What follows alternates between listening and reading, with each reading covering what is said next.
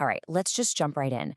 We're looking at how a massive 500-year-old superpower that everyone thought would last forever, well, how it just completely vanished. We're going to break down the exact anatomy of this collapse. And look, this isn't just some dusty history lesson about guys in togas.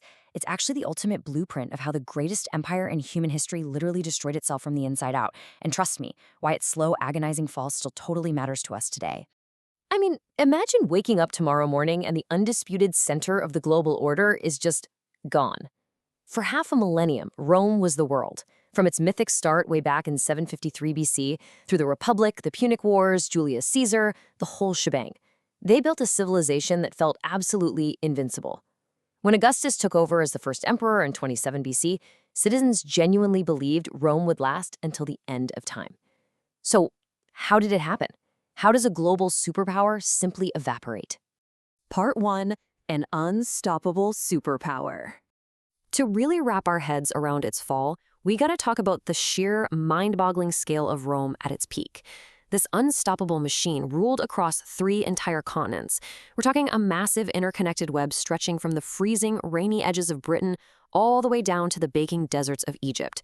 By the 2nd century AD, you had roughly 60 to 70 million people. That is almost a quarter of the entire global population at the time, all living under one single system, one set of laws, and absolute Roman authority.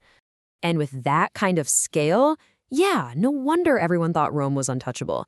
They weren't just conquering territory, they were engineering a completely new reality. Unimaginable wealth was just pouring in through these trade routes, heavily guarded by their legendary professional army.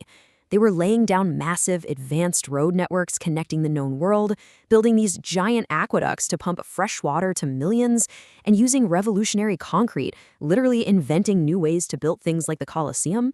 Under emperors like Trajan, Rome was the absolute undisputed center of human achievement. Part 2. The rot from within. But here's the thing. Great empires rarely just fall overnight. Usually they suffer this really slow, agonizing death by internal decay. From the outside, the borders looked totally solid, right? But the core was rotting. Between 235 and 284 AD, the whole system just fractured. Historians call this the crisis of the 3rd century.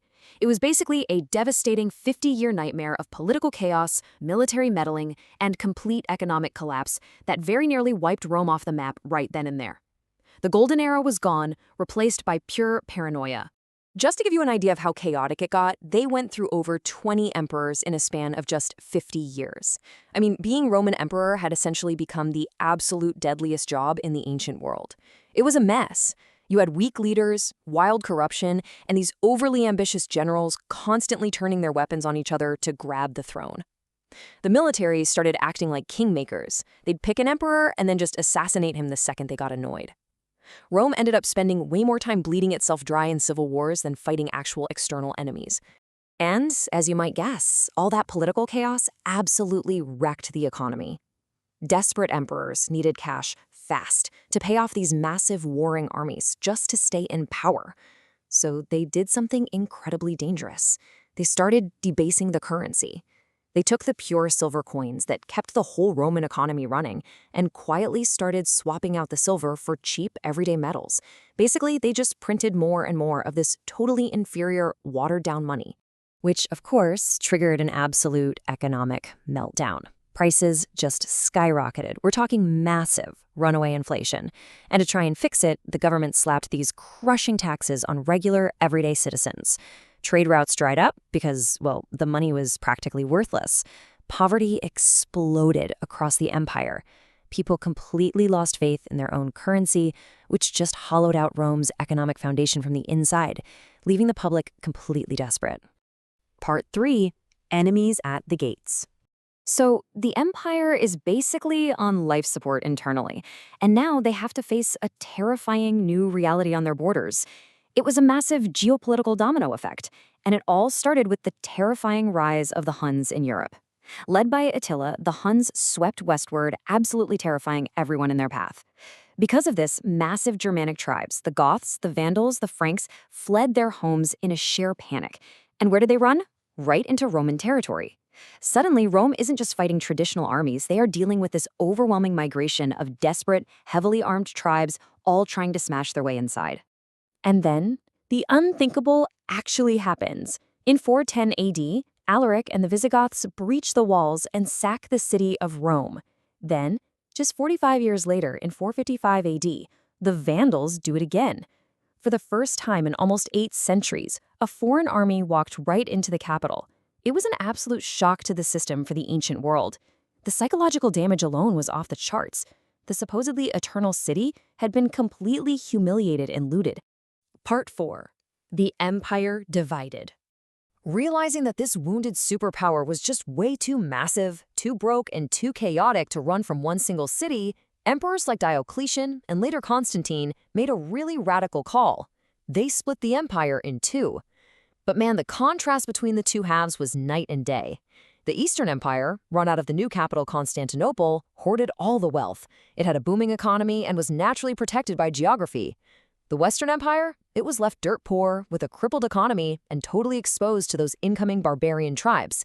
It's exactly why the East managed to survive for another 1,000 years as the Byzantine Empire, while the West was left completely doomed. And that's why the Western Empire didn't go down in some glorious Hollywood-style last stand. It was a whimper, not a bang. In 476 AD, a Germanic general named Odoacer just marched into Italy and essentially forced the very last Roman emperor, a kid, ironically named Romulus Augustulus, to step down. No dramatic battlefield death, no epic final speech. He was just forced to resign and packed off into retirement.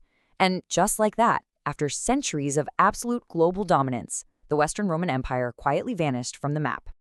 Part 5. Why Rome Really Fell. You know, when people ask why Rome fell, they always want a simple answer, a single villain, or one catastrophic event. But the really crucial takeaway here is that there was no single cause. It was this massive, compounding tragedy of internal rot and external pressure that had been building up for centuries. Political corruption and weak leadership destroyed public trust. Economic collapse and insane taxes impoverished everyone. Endless civil wars bled the military dry, while they stretched their borders way too thin. Throw in some devastating plagues that wiped out huge chunks of the population, and Rome was just too exhausted to fight off the barbarian invasions. The whole foundation finally gave way under the weight of a dozen different crises.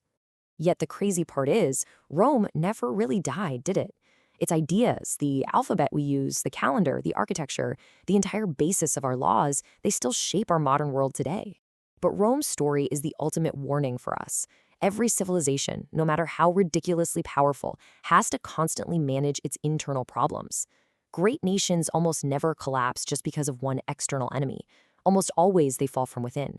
So this isn't just the end of an era. It's a timeless warning about the very real dangers of institutional decay.